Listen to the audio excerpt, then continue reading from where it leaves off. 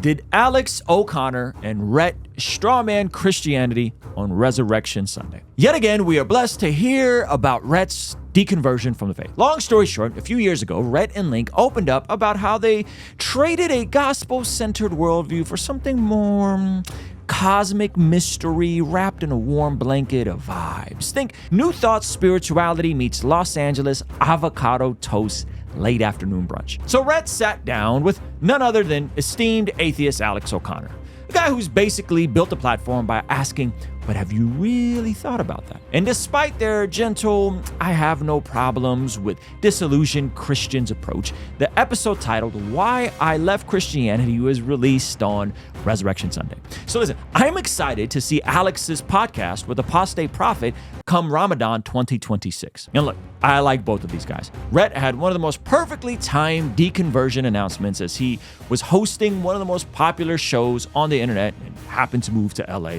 at the same time. And Alex has brought attention to one of the great moral crises of our time. Human trafficking? No.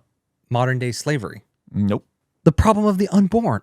Animal rights. All jokes aside, Alex and I recently got into it over the Wes Huff Isaiah Scroll drama, which was recently acknowledged on Piers Morgan by Wes Huff himself. If you had your chance to do a do-over of that appearance, what would you say differently? I mentioned that the great Isaiah Scroll 1Q Isaiah A was word for word identical to the Proto-Masoretic text, and a lot of people capitalized on that online, pointing out that although it is somewhere between 95 and 99% identical, I should have said that it is nearly identical. And listen, despite our public disagreements, it was actually really cool of Alex to come to our first ever Bless God Summit, where he debated David Wood on if Jesus claimed to be God. Now, in similar fashion, this podcast with Rhett also answers questions no one's asking about. But here's my question. Are they critiquing Christianity, or are they just critiquing a version that many of us don't even believe in? Let's talk about it. But before we get into that, guys, my name is Ruslan. This channel exists to encourage, empower, and inspire you to live a life that blesses God. And this video actually comes suggested by Rhett himself,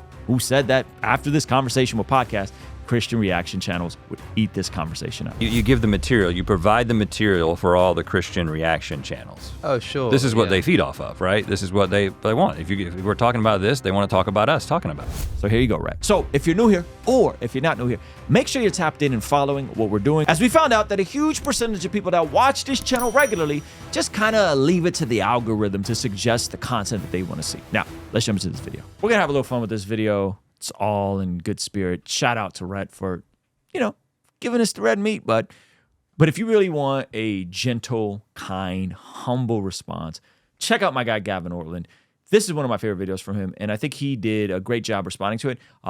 And he really does capture the tone and the heart, I think, of how we should engage in these conversations. This video might be a little different, okay?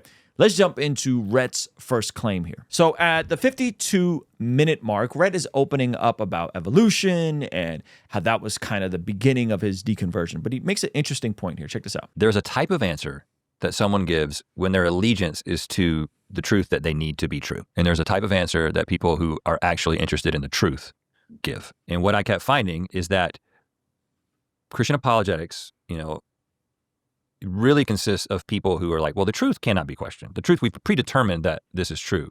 And now we've got to find a way to buttress that truth. And there's a tenor to those arguments that they don't hold up very well under scrutiny. So it's interesting that he points out that he is after a conclusion of truth, yet Christian apologists who have arrived at their own conclusion of truth are providing answers to support their conclusion of truth. It's kind of like the Spider-Man meme where you're pointing back and forth at each other. I also think there's a fundamental misunderstanding that he has on what Christian apologetics is, okay? So here is the definition on what apologetics actually is. Apologetics is the reasoned defense of a particular belief system, often religious, against objections and criticisms. In its most basic form, it involves providing a rational justification for one's beliefs and practices. For Christians, apologetics is the practice of defending the truth of the Christian faith and providing reason for its hope. So I think Rhett is categorically just misunderstanding the point of apologetics. The very point of apologetics is to provide a defense for something. His approach is that they need it to be true, so they're going to go find a truth. Mm-hmm. But the actual system is that they have landed on it being truth because of the rational arguments that they are then sharing themselves. I don't think it's always rational arguments. And I would agree with him there. Faith is not always rational. Come on. I think there could be reasonable conclusions to come to, but usually faith is on the other side of experience. And this is where me and him would probably agree, is that there is an experience that happens, and then people provide a defense for said experience. But you can't argue anyone into the kingdom of God, because if you can argue someone in, someone else can argue them out. Now, polemics is a bit different. See, polemics is a speech or piece of writing expressing a strongly critical attack on controversial opinion about someone or something. So, in my opinion, how these conversations tend to go is that the atheist or the skeptic does polemics against Christianity and then is shocked when Christians step up and say, I have a defense against your polemics.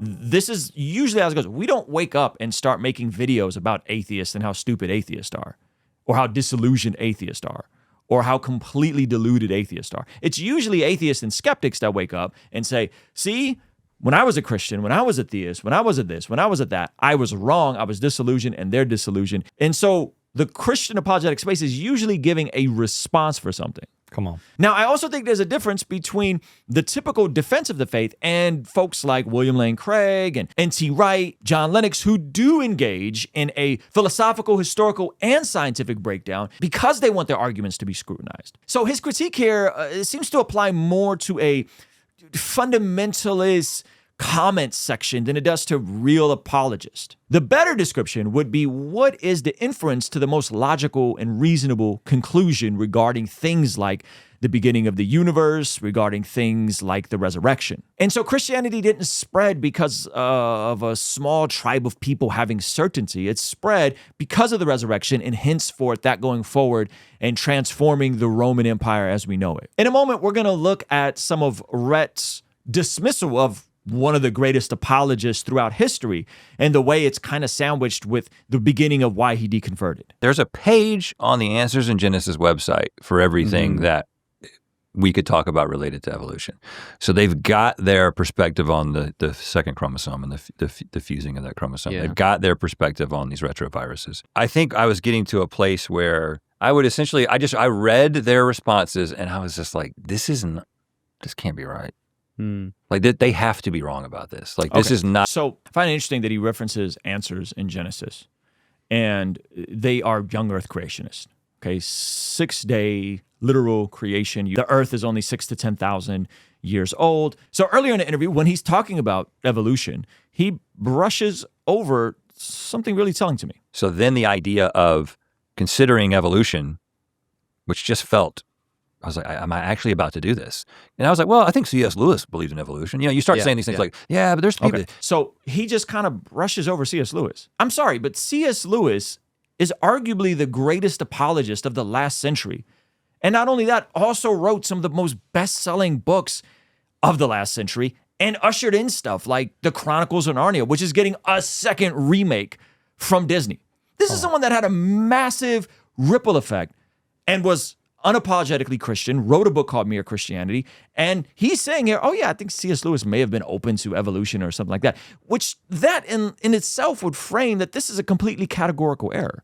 You're conflating a system of biology and a theory on how the universe came to be with whether or not the scriptures are reliable and true. So evolution is about biological diversity. It's not a metaphysical worldview. As he points out in the same conversation, there's guys like Francis Collins, there's guys like Mike Jones from Inspiring Philosophy that hold to a theistic evolution position.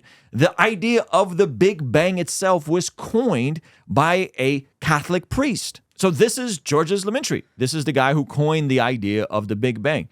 He's standing next to Einstein. So it's not that Christians have been afraid of these conversations.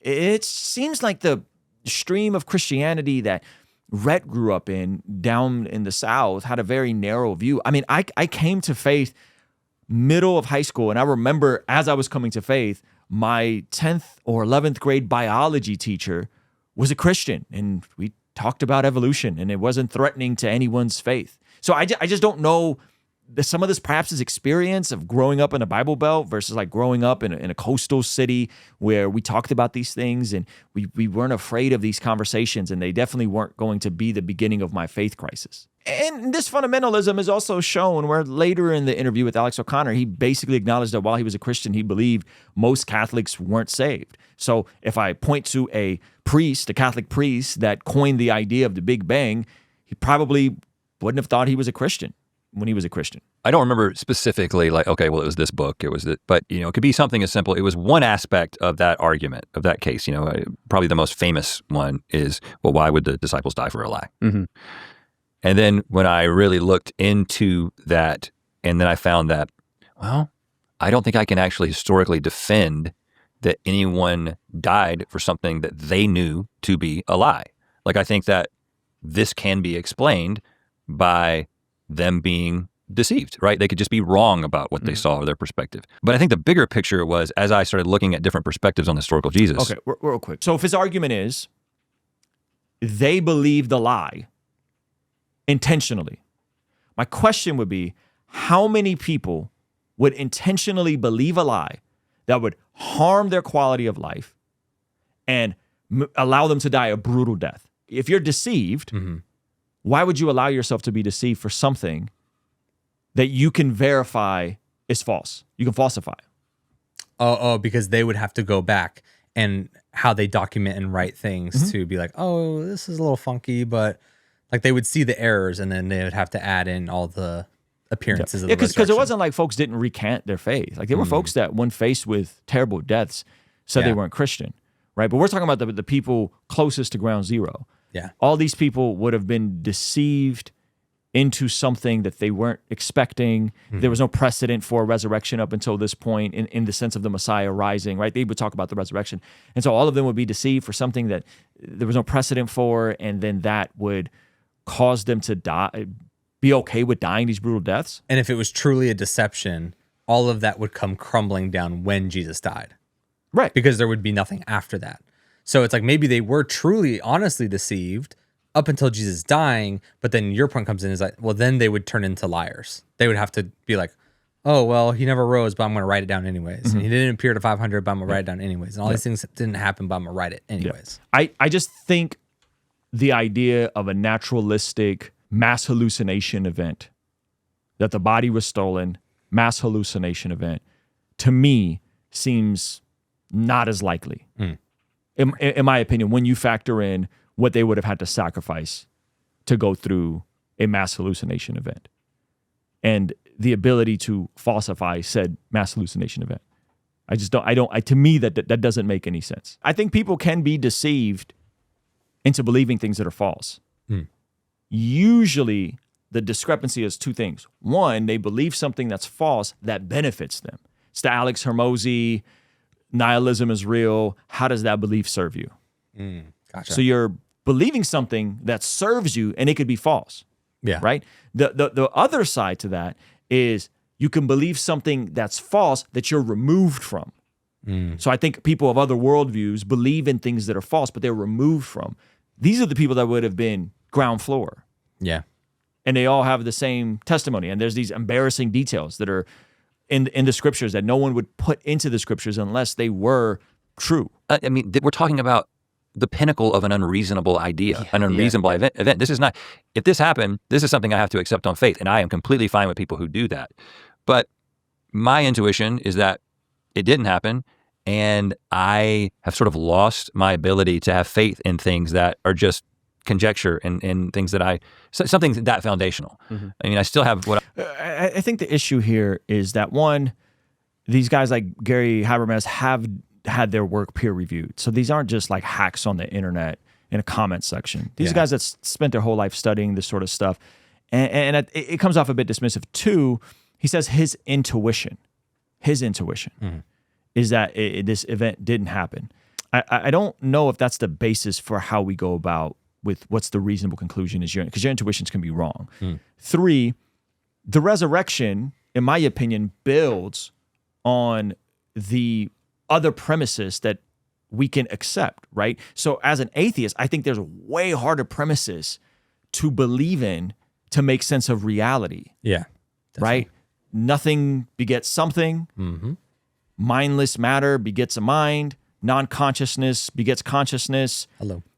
Like, those to me are way more difficult views to reconcile. So it's like science says, hey, like, we'll explain the entire universe to you if you grant us one miracle.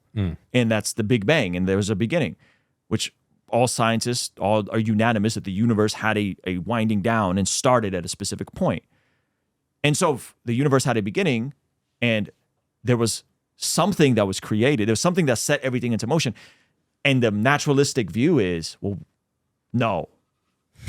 That to me is way more unreasonable. So if I can believe that there was one miracle at the beginning of the universe that set everything in motion, believing in a bodily resurrection to me requires less faith than believing nothing creating something. Yeah. Right? And then if you really go down that rabbit hole, you start getting into, well, they don't really mean nothing. They just mean molecules and chemicals kind of floating and then combine. Well, where do those molecules and chemicals come from? And so I know he's not it doesn't sound like he's a materialist. It doesn't sound like he's an atheist. No. But it's still a harder pill to swallow in the materialist framework. And so if you already believe that miracles are possible because the universe is a miracle, the beginning of the universe is a miracle, then the idea of a resurrection or multiple resurrections, isn't that preposterous? Again, I don't think they're doing this intentionally, but I do find it that Alex O'Connor, who I want to say is probably a materialist, he doesn't believe free will exists, and so on and so forth, atheist, materialist, agnostic, is sitting down with Rhett, who's kind of on this new thought, woo-woo vibe. It often seems like the conversation isn't always to land out what's most reasonable, that it's a conversation to kumbaya and do polemics against Christianity. Yes. So the enemy of my enemy is my friend. Yeah. Okay. And so he makes this contradictory point that, in my opinion, I think is laughable when you really peel back the layers on what he's saying. Listen closely to what he says. And I find it so interesting that the average Christian apologist, the level of scrutiny they apply to criticizing Mormonism, if they would just for a moment turn that level of scrutiny on their own story, you'd be like, guys, come on, do you see what you're doing? Or like, and if you had been born in a Muslim country and you were of the Muslim faith and you didn't believe that Jesus actually raised from the dead, what would your Muslim apologetic about the resurrection be? Like, do you really think these arguments are as strong, or is it just you need them to be true? Yeah. Okay. So for starters, we're talking about a faith that goes back 2,000 years that completely revolutionized the world. And we're talking about something that happened in the 18th century where a guy discovered tablets that other people had seen and translated these tablets. Okay. And that's the foundation of the Mormon faith with Joseph Smith. Now we can get into Joseph Smith's character. We can get into the additions of himself into the story of Genesis. We can get into the other ancient books that he found, that he translated, like the Book of Abraham, which he claims he got from ancient Egyptian sources. And then once those were scrutinized by actual translators of those languages, they found out that it was a complete nonsensical translation and not true. We could table all of that. Now listen to what Rhett says here in a moment and the way he sets up his new beliefs up now. If we're at a magic show and the magician is out there doing all this amazing stuff that to me, a non-magician, is just, I'm like, this is crazy. How does he do that? But I've got a professional magician next to me that after every trick, he explains Sounds what like happened. He takes me and Dustin Tavella at the Blessed God Summit, for the record. Shout out to Dustin Tavella, America's Got Talent winner. Great magician. I kind of pick it apart now that I'm Really? up close and personal, yeah. the magic out of it. Something about my personality loves both of those things. I love to be wowed and to believe that something is magic, and then I love to have this guy explain why it wasn't magic. And I think that at this point in my life, the explaining how this actually happened, how the Bible ended up the way that it was like, well, I believed that it was magic, and now I've got the guy sitting next to me like a Dan McClellan explaining why this is what it is. You guys see the problem here? Now, we've had Dan McClellan on the channel, and the issue with this statement, maybe Rhett doesn't know this, is that Dan McClellan is a practicing Mormon. So from one standpoint, he's saying, hey, when you compare Christianity to the ridiculousness of the Mormon faith, and you just be as critical of it as you are of the Mormon faith, it starts to fall apart. That's exactly what Dan McClellan is attempting to do with his content. He's a practicing Mormon that seemingly, I don't know his intent, is poking apart and picking apart the claims of Christianity while making his own faith look less preposterous when you compare it to how critical he is being of Christianity. And seldom did we see him making videos about his own faith. I know he has been critical of some of the historicity around the Mormon faith, but not to the degree and the scale that he is with the Christian faith, the Christian tradition. And so with the Dan McClellan reference here, it's not a magician that knows all of it is fake and picking it apart. It's actually a magician that believes in a bit more of a preposterous practice of magic. It's like the documentary several years ago called What the Health. And they're picking apart all the craziness of the modern food industry, and they're telling you all the crazy ways that it's not good for you. And then they start making little subtle claims like people consume protein shakes for energy. And you go, wait a minute, protein's not for energy. Protein's for recovery. It helps with muscle building. And then you keep listening to them, and they're pointing out how bad this thing over here is, the American diet, and all this stuff is bad. And you go, okay, like I kind of see some of that. But then you realize that the makers of this entire documentary that are picking apart how eating a high protein diet and having food that's whole foods is also not good for you. They're picking that apart. And then you go deeper down the rabbit hole and you discover, oh, wait a minute, this is vegan propaganda. The entire thing is made by people who think you should be vegan, which, listen, I'm not mad at people who are for animal rights like Alex O'Connor was. But when you start comparing and contrasting eating a diet that's full of high protein and vegetables, whole foods, fruits, vegetables, versus someone that is pushing you a diet of just vegetables with no protein, you start noticing how completely incoherent this position really is. Veganism, it's fair to say, is not sustainable and it's not good for you. It is not the most optimal way to eat outside of the ethical dilemmas that you could have about animals. So Dan McClellan, who I'm friendly with, someone that Rhett and Alex O'Connor in the past have platformed and celebrated as an authority on these things, is like the religious version of veganism, primarily picking apart all the things that are bad for you while indirectly aligning with a more preposterous solution. Oh, and by the way, I'm not trying to take shots at Dan. When he came on my channel, he's very friendly. We are working on trying to get Dan to hopefully, God willing, debate Mike Jones on some of their back and forth. Mike Jones from Aspiring Philosophy. So if you guys want to see that happen, drop it in the comments. Maybe Dan will join us in an in-person debate. Plus, got some of 2026. Stay tuned. Did that have anything to do with like LA and the demons of the city? Or do you think it was just good question? Good question. We're going to come back to that. It's like already, if you'd have stayed in North Carolina, the same thing would have happened. I think that LA gave me the permission to basically be like, because if I was back home and my decision to not go to church back home would have involved several discussions with family. Yeah.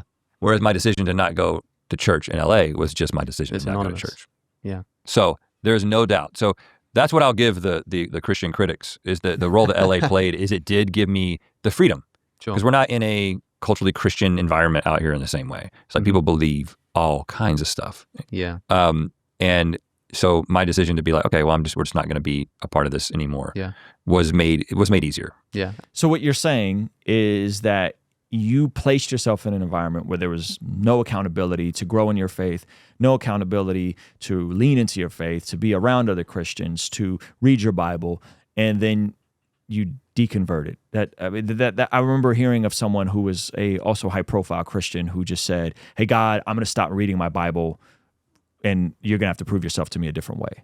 It's like you remove and relinquish the process of practicing your faith. Where do you think you're going to land, right? It would be like me moving to Texas and no longer eating a balanced, healthy diet and no longer going to the gym. I'm not saying all people in Texas like this. I'm just saying, just dream with me for a second.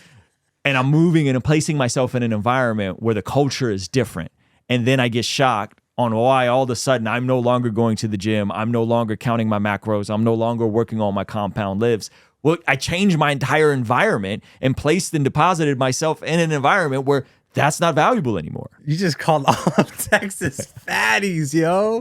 That's crazy. All of Texas is not fatties. It's a metaphor. Relax. But you could find these pockets of people anywhere. Yeah. You change your entire environment and all of a sudden there's no conversations around values that you have, like faith, and everything changes. Now, even though I know what it requires to be healthy, to train hard, I know what all that means, but you remove yourself from these types of environments and then you get disillusioned when information is presented that perhaps you didn't know before or perhaps you just didn't reconcile before. So with the faith thing, it'd be like being in an area that's very health conscious or a part of the country that's very health conscious, and then you are very dialed in, but you're eating a very low carb diet because you think carbs are evil. You've demonized carbs your entire life. And then you go to Texas and everyone's having carbs, and you're having carbs with the chicken because the chicken's fried, and you're having carbs with the bread and the sauce. Everything has carbs in it. Come on. And so you go from one extreme to another extreme. And the reality is you shouldn't demonize carbs, and you also shouldn't assume that you can never have carbs. Yeah. But then when you go from carbs are bad to like all I'm going to consume is carbs, well, you've just switched jerseys. Join the big body team. Yeah. So ultimately, like, I'm appreciative of Rhett and Alex for having this conversation, but I really get the sense that that's kind of what happened.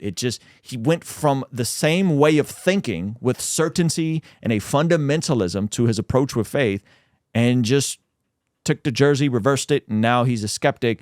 And it still has the same degree of certainty and fundamentalism with his new view. And though it's kind of guised in this, hey, we still don't mind Christians, the issue for us, and the reason why this matters, is because the entire Christian worldview does hinge on the idea of the resurrection. 1 Corinthians 15, verse 17 says, "And if Christ has not been raised, your faith is futile. You are still in your sins. Then those who have fallen asleep in Christ are lost. If only for this life we have hope in Christ, we are of all people most to be pitied." So the reason why we have these conversations is because if the resurrection didn't happen, then Christians are the most to be pitied. And that really should be the temperament towards us, is pity us instead of pacifying us, instead of trying to do these like soft core arguments while not really leaning in and having any fruitful deeper conversations, much like Alex has had, to his credit. I think that's the frustrating part with Rhett. And then to kind of position himself as like, oh, the Christian reaction channels, they're going to tear me apart. Yeah, bud, because you made bad arguments. You made bad arguments that aren't very good. They're much more aligned with a hyper skeptical and cynical perspective of these things than they are of a openness to pursue truth. And on top of that, where does your sense of truth or morality can even come from without there being some sort of force beyond this world? But, verse 20, Christ has indeed been raised from the dead, the first fruits of those who have fallen asleep. For since death came through a man, the resurrection of the dead comes also through a man. That's the beautiful part, is that as we came out of this Resurrection Sunday, is we hold to, yes, to Rhett's point, this is a faith view, but it is a reasonable faith view. It is the most logical faith view in terms of considering the arguments for it. That doesn't mean that the logic and the reason will convince someone that they should be a Christian, but it does mean that ultimately what people are doing when they're having these conversations is engaging in a defense for the faith, not going after you, not trying to make an example of you. You decide to hop on massive platforms and make truth statements that you think are true to you, and we respond. And you should be okay with that. And if you're not okay with that, then perhaps stop talking about it. Listen, I've had friends who were high-profile Christians, and some of them deconverted, and they kind of went away quietly. They didn't make a big fuss about it. They didn't do a press tour about it. And I honestly respect that more. But don't be this guy that kind of scoffs at Christians for reacting and engaging with this sort of stuff. You're kind of asking for it. And that's cool. I'm all for it. I'm down to engage. I'd love to have a conversation with you privately or publicly, or connect you with some other folks that you would like to talk to about this privately or publicly. But this idea that Christians who decide to engage with you on a topic like this are bottom feeders and have too much time on their hands, I just think is a bit disingenuous. You've made some bold claims, and I think we should respond to them if we find it appropriately to respond to them.